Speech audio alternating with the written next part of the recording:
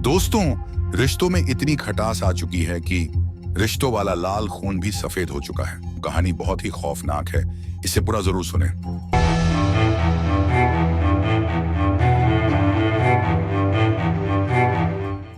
फिल्मों की dance instructor को कुर्सी से बांधा और गला दबाकर हत्या कर दी।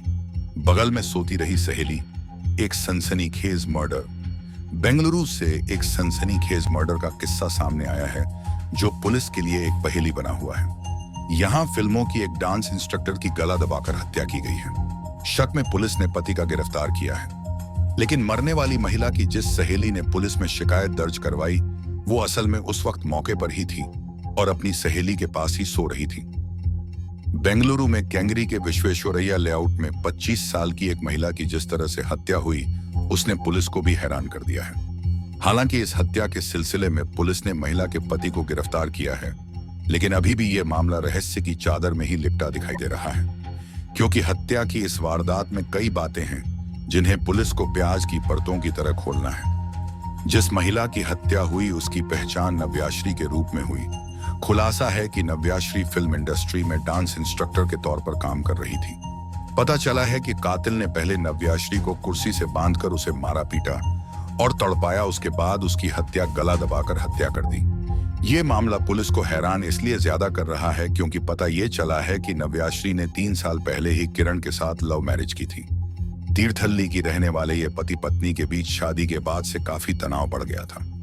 कहा तो यहां तक जा रहा है कि नव्याश्री के किरदार पर उसका पति किरण शक करता था और इसी वजह से दोनों के बीच झगड़े होते रहते थे। इस मामले में सबसे हैरान करने वाली बात यह है कि इस मामले की जानकारी पुलिस तक एक ऐश्वर्या नाम की महिला ने की, जिसने खुद को नव्याश्री को अपना दोस्त बताया। ऐश्वर्या ने जो रिपोर्ट दर्ज करवाई वो भी कम हैरतअंगेज नहीं है। शिकायतकर्ता ऐश्वर्या ने जो पुलिस में शिकायत दर्ज करवाई उसके मुताबिक वारदात वाले दिन नव्याश्री का एक मैसेज उसे मिला था। मैसेज में नव्याश्री ने उसे अपने घर आने के लिए कहा। ऐश्वर्या शाम को करीब 4:30 पर उसके घर पहुंची। तब नव्याश्री ने कहा कि वह अच्छा महसूस नहीं कर रही है क्योंकि उसे अपने ही पति से डर लग रहा है। इसके बाद दोनों अनिल नामक किसी एक शख्स से मिलने गए थे। अनिल के साथ भी नव्याश्री ने अपने डर को साझा किया। तब अनिल ने उसे इस मामले में पुलिस में शिकायत करने का सुझाव दिया।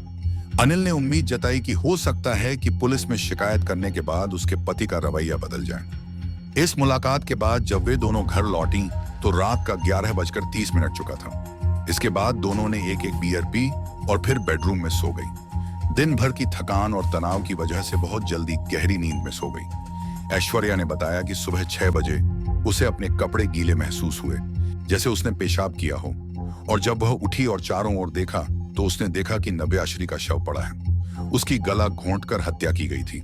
नव्याश्री की लाश को देखकर वो बुरी तरह से डर गई और जोर से चीखकर पहले पड़ोसियों को इकट्ठा किया और फिर उसने पुलिस को फोन कर इस बारे में शिकायत की। शिकायतकर्ता का कहना है कि नव्याश्री और उसके पति किरण के बीच आए दिन झगड़ा होता रहता था, लिहाजा इस बात पर शक जताया जा रहा है कि इस हत्या उसके पति का ही हाथ होगा। ये भी पता चला है कि किरण के पास घर की दूसरी चाबी थी जिसका इस्तेमाल वो करता था।